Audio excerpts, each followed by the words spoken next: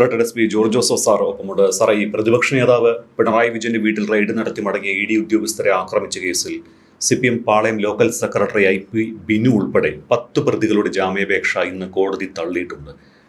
അന്നത്തെ ആക്രമണ ദൃശ്യങ്ങൾ പരിശോധിച്ച ശേഷമാണ് principal sessions judge S Naseera പ്രതികളുടെ ജാമ്യാപേക്ഷകൾ തള്ളിയത്. ആദ്യം ചോദിക്കാനുള്ളത്, പ്രതികൾ ഇനി കുറേ കാലം ഇതേപോലെ അകത്ത് തന്നെ കിടക്കും? തീർച്ചയായിട്ടും കിടക്കും. കാരണം ആ വീഡിയോ കണ്ട ജഡ്ജിന് ആ സത്യം വേറൊരു മൊഴിയുടെ ആവശ്യമില്ല, നേരിട്ട് കാണുകയാണ് എന്താണ് അവിടെ നടന്നതെന്നുള്ളത്. ഇന്ത്യയിലെ കവറ്റബിളായ ഒരു അന്വേഷണ ഏജൻസി വന്ന് അവർ മുൻ മുഖ്യമന്ത്രിയുടെ വീട്ടിൽ എത്തി അവിടെ അദ്ദേഹത്തിൻ്റെ മകളെ ചോദ്യം ചെയ്തു, അവിടെ ഒരു സെർച്ച് നടത്തി. അവർ സമാധാനപരമായിട്ട് ഇറങ്ങാൻ നേരത്താണ് ഈ അക്രമം. അത് നമുക്ക് അതിനോട് ആർക്കും യോജിക്കാൻ പറ്റില്ല. അവരവരുടെ പണി കഴിഞ്ഞിട്ട് അവർ പൊക്കോട്ടെ, നിയമപരമായിട്ട് കോടതി പോയിക്കൂടെ ഈ പാർട്ടിക്കാർക്ക്? അതിന് പകരം അവരെ കയ്യാങ്കളിയിലേക്ക് അവർ പ്രവേശിച്ചു. അവർക്ക് 3-4 പേർക്ക് പരിക്കേറ്റു, അവരുടെ വാഹനങ്ങൾ അടിച്ചു തകർക്കുന്നതൊക്കെ നമ്മൾ കണ്ടു. അപ്പോൾ അവിടെ കൂടിയിരിക്കുന്ന അവരെ നയിച്ച അവിടുത്തെ സംസ്ഥാന തലത്തിലുള്ള ഉന്നത നേതാക്കന്മാരും MP-മാരും ഒക്കെ അവിടെ ഉണ്ട്, MLA-മാരും ഉണ്ട്, ജില്ലയിലെ മുതിർന്ന CPM-കാരും ഉണ്ട്. അവരുടെ സാന്നിധ്യത്തിലാണ് ഈ അക്രമം ഉണ്ടായത്. അവർക്ക് തടയാമായിരുന്നു.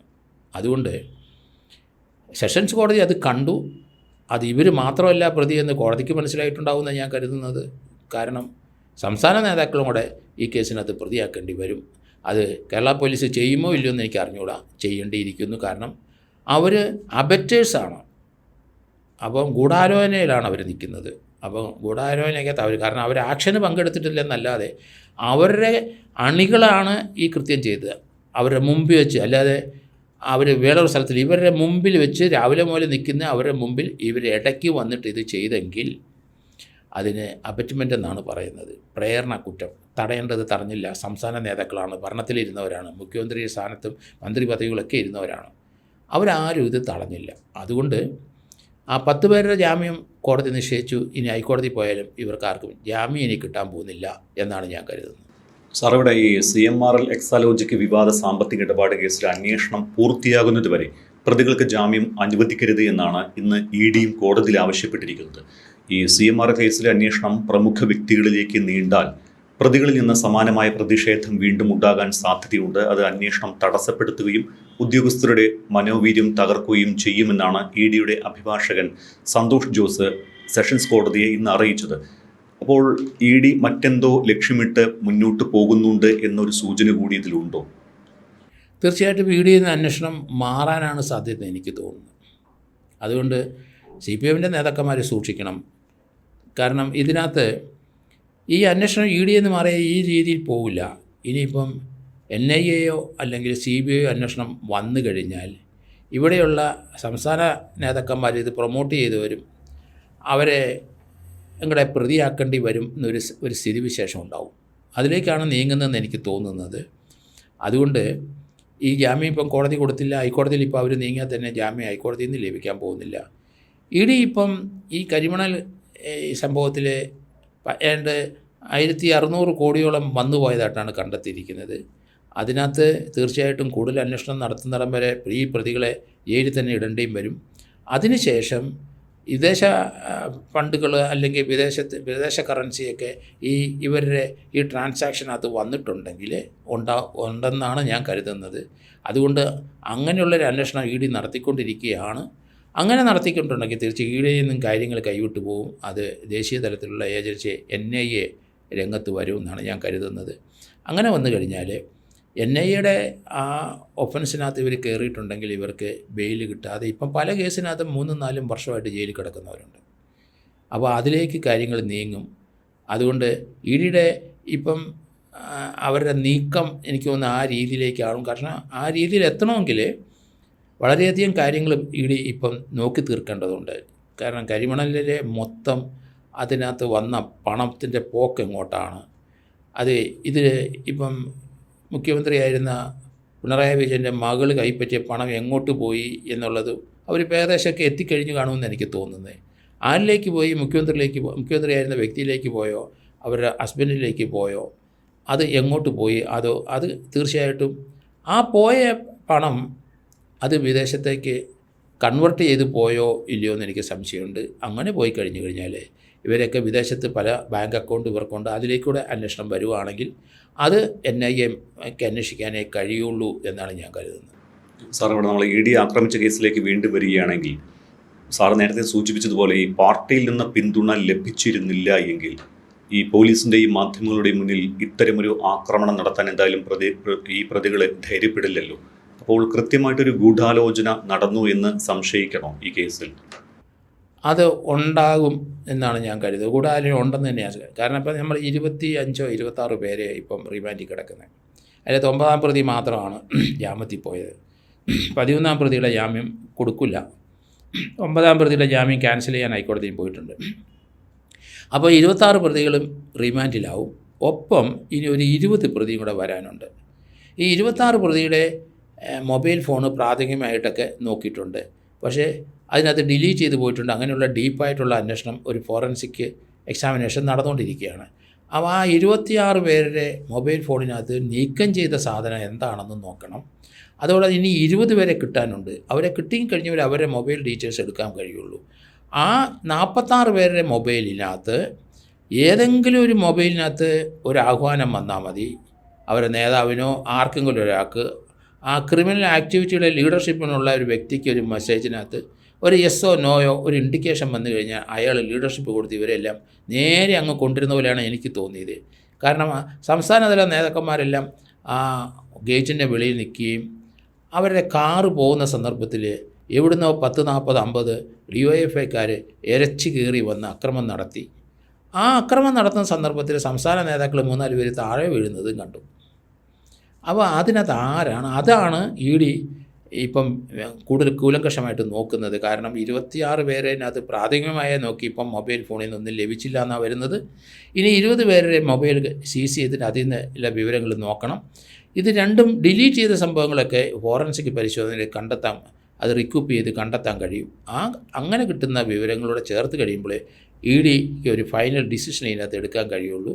അങ്ങനെ വന്നു കഴിഞ്ഞാൽ തീർച്ചയായിട്ടും അന്വേഷണം CBIക്കോ അല്ലെങ്കിൽ NIAക്കോ പോകും എന്നാണ് ഞാൻ കരുതുന്നത്. സാർ, ഇവിടെ ഈ മുൻ പബ്ലിക് പ്രോസിക്യൂട്ടർ ഗീനാകുമാരി അവർ കോടതിയെ തെറ്റിദ്ധരിപ്പിച്ചതുകൊണ്ടാണ് ഈ കേസിലെ 9-ാം പ്രതി ഹരീഷ് കുമാറിന് നേരത്തെ ജാമ്യം ലഭിച്ചത് എന്ന് ഇന്ന് സ്പെഷ്യൽ പബ്ലിക് പ്രോസിക്യൂട്ടർ കോടതിയെ അറിയിച്ചിട്ടുണ്ട്.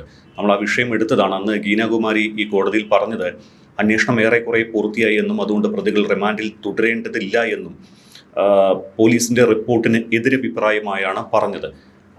ഇപ്പോൾ 9-ാം പ്രതി ജാമ്യത്തിലാണ്. ഈ പ്രതിയുടെ ജാമ്യം നിലവിലെ ഒരു സാഹചര്യത്തിൽ ക്യാൻസൽ ചെയ്യാനുള്ള സാധ്യതയുണ്ട്. 9-ാം പ്രതിയുടെ ജാമ്യം ക്യാൻസൽ ആവും. കാരണം അതിനകത്ത് ഗീനാകുമാരി എന്ന് പറഞ്ഞ ഗവൺമെൻറ് പ്ലീഡർ അവരുടെ ഒരു കോടതിയിൽ പറഞ്ഞ ചില വാക്കിൻ്റെ അടിസ്ഥാനത്തിലാണ് കോടതി ജാമ്യം കൊടുത്തത്. ഇയാളുടെ സാന്നിധ്യം ആവശ്യമില്ല, ഇനി പോലീസിന് കസ്റ്റഡിയിൽ ആവശ്യമില്ല, അന്വേഷണമൊക്കെ ഇയാളുടെ പേരിലുള്ള എല്ലാം കഴിഞ്ഞു എന്നുള്ള രീതിയിൽ ഒരു മിസ്ഇൻഫർമേഷനാണ് കോടതിയിൽ കൊടുത്തത്. അതിനെതിരായിട്ടാണ്. കാരണം അയാളുടെ ഉൾപ്പെടെയുള്ള ആൾക്കാരുടെ മൊബൈൽ ഫോണിന് അതിനകത്ത് പ്രിലിമിനറി എൻക്വയറി നടത്തുള്ളൂ. അതിനകത്ത് ഇനി ഡീപ്പായിട്ട് അവർ അന്വേഷിക്കേണ്ടത് കിടക്കുകയാണ്. അപ്പോൾ അങ്ങനെ എന്തുമാത്രം അന്വേഷണ കാര്യങ്ങൾ ഇനിയും മിച്ചം കിടക്കുന്നു. അപ്പോൾ അവർ പറഞ്ഞ തെറ്റായിട്ട് പറഞ്ഞു, അത് വെസ്റ്റഡ് ഇൻട്രസ്റ്റാണ്. അപ്പോൾ അവർ അങ്ങനെ ഒരാൾ പറഞ്ഞാൽ അതിനകത്തൊരു ക്രിമിനൽ കോൺസ്പിറസിയിൽ അവർക്കും പങ്കുണ്ടെന്നല്ലേ പറയാനൊക്കെ ഉള്ളൂ.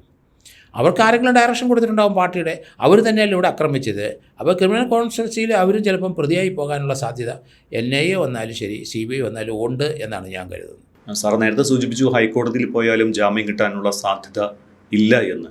അപ്പോൾ ഈ പ്രതികൾ എത്ര കാലം ഇങ്ങനെ ജയിലിൽ തുടരേണ്ടി വരും? ഉടനടി കുറ്റപത്രം സമർപ്പിച്ചു കഴിഞ്ഞാലല്ലേ ഇവർക്ക് ജയിലിൽ കിടക്കേണ്ടി വരികയുള്ളൂ. സ്വാഭാവികമായും ഉടനടി ഈ ഒരു കേസിൽ കുറ്റപത്രം കൊടുക്കാനുള്ള സാധ്യത കാണുന്നുണ്ടോ? കുറ്റപത്രം ഈ പറയുന്ന രീതിയിൽ പെട്ടെന്ന് കൊടുക്കാൻ കഴിയില്ല എന്ന് ഞാൻ കരുതുന്നത്. കാരണം ഇനി 20 പേരെ കിട്ടുക, അവരെല്ലാം ഒളിവിലല്ലേ, അവരെ ലഭിക്കണ്ടേ.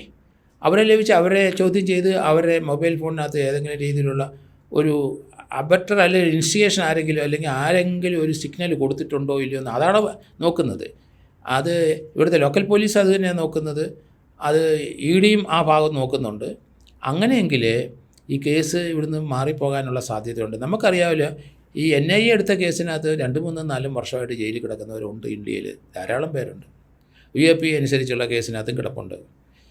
കാരണം അതൊക്കെ വേറെ രാജ്യദ്രോഹകരമായ പ്രവൃത്തി ചെയ്താലും ചിലപ്പം ഇപ്പം വിദേശത്ത് ഇവിടെ നിന്ന് മണി കൺവെർട്ട് ചെയ്ത് അയച്ചെന്ന് പറഞ്ഞാൽ അത് ചിലപ്പോൾ 3 വർഷം വരെയൊക്കെ ശിക്ഷയേ ഉള്ളൂ. പക്ഷേ അതിൽ UAP ഒക്കെ ചേർത്ത് കഴിയുമ്പം കാര്യങ്ങൾ കൈവിട്ട് പോകും, അവർ ജയിലിലോട്ട് പോകും. അതുകൊണ്ട് പാർട്ടിക്ക് വേണ്ടി എടുത്തു ചാടുന്ന ഏത് പാർട്ടിക്കാരായാലും ശരി, ഇതുപോലെ എടുത്തു ചാടുന്ന പാവങ്ങൾ അവരനുഭവിക്കും. നേതാക്കന്മാർ അത് വീണ്ടും ഇതുപോലെ ആഹ്വാനം ചെയ്ത് അങ്ങനെ നടക്കുന്ന കാഴ്ചയാണ് കേരളത്തിൽ നമ്മൾ കാണുന്നത്. അല്ല സാർ, അവിടെ ഒരു സംശയമുള്ളതേ, ഈ 10-20 പ്രതികളെ ഇനിയും കിട്ടാനുണ്ട്, കുറ്റപത്രം കൊടുക്കാൻ താമസിക്കാൻ സാധ്യതയുണ്ട് എന്ന് സാറ് സൂചിപ്പിക്കുകയും ചെയ്തു. അപ്പോൾ ഈ 90 ദിവസത്തിനുള്ളിൽ കുറ്റപത്രം കൊടുത്തില്ലെങ്കിൽ സ്വാഭാവിക ജാമ്യം കിട്ടില്ല. അത് ഈ പ്രതികൾക്ക് കിട്ടാൻ സാധ്യതയില്ല അങ്ങനെയാണെങ്കിൽ? അത് സാധാരണ ഇന്ത്യയിലെ മറ്റ് ഒഫൻസുകളൊക്കെയാണ് അതിന് ജാമ്യം കൊടുക്കുന്നത്. അതേസമയത്ത് മർഡർ കേസിന് കൊടുക്കണമെന്നില്ല, ആ കേസിൻ്റെ സ്വഭാവം പോലെ ഇരിക്കും. അതുപോലെ തന്നെ ഈ UAP അനുസരിച്ചുള്ള കേസിനകത്ത് ഇപ്പോൾ സുപ്രീം കോടതി അടുത്ത ദിവസം അവർ ജഡ്ജിമെൻറ്റിനകത്ത് അത് പറയുന്നുണ്ട്. അതിനകത്ത് ജാമ്യം കൊടുക്കാൻ ബാധ്യതയില്ല, കോടതിക്ക് ഇല്ല. കാരണം അതിനകത്ത് ചില കണ്ടീഷൻസ് അങ്ങനെ പറഞ്ഞിട്ടുണ്ട്. ആ UAP എടുത്ത കേസിനകത്ത് ഇപ്പം തന്നെ ഒരാൾ 4 വർഷമായിട്ട് കിടക്കുന്നത് എനിക്കറിയാം. ഡൽഹി കിടക്കുകയാണ് 4 വർഷമായിട്ട്. ഈ 90 ദിവസം കഴിഞ്ഞില്ലേ. അപ്പോൾ UAPക്ക് ഈ സെക്ഷന് ഇപ്പോഴത്തെ ഈ കേരള പോലീസിൻ്റെ ഇരിക്കുന്ന സെക്ഷൻ, അതിനകത്ത് UAP കേരള പോലീസ് ആഡ് ചെയ്യുന്നുണ്ടെന്ന് നമുക്കറിയത്തില്ല. ഇല്ലെന്നുണ്ടെങ്കിൽ മിക്കവാറും ആ കേസ് ട്രാൻസ്ഫർ ആയി പോവും. EDയും കേരള പോലീസിൻ്റെ കേസ് CBIക്ക് പോകാനുള്ള സാധ്യത കൂടുതലാണ്, അല്ലെങ്കിൽ NIAക്ക് പോകും. കാരണം ഇതിൻ്റെ ഒരു എവിഡൻസ് ED കൊടുക്കുന്ന പോലെ ഇരിക്കും. കാരണം അവരിപ്പം അത് വളരെ ഡീപ്പായിട്ട് നോക്കുന്നുണ്ട്.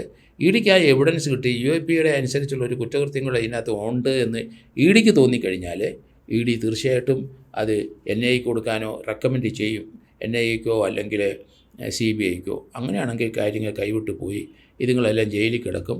ആ കേസിൻ്റെ ട്രയൽ തീർന്ന് ചിലപ്പം ട്രയൽ തീർന്നു കഴിഞ്ഞാൽ ആരെങ്കിലും വിട്ടിട്ടുണ്ട്, ചിലപ്പോൾ അങ്ങനെയല്ല, ട്രയൽ തീരുന്നിടം വരെ ജയിലിൽ കിടക്കേണ്ടി വരും. ഓക്കെ, എന്തായാലും വളരെയധികം നന്ദി സാർ.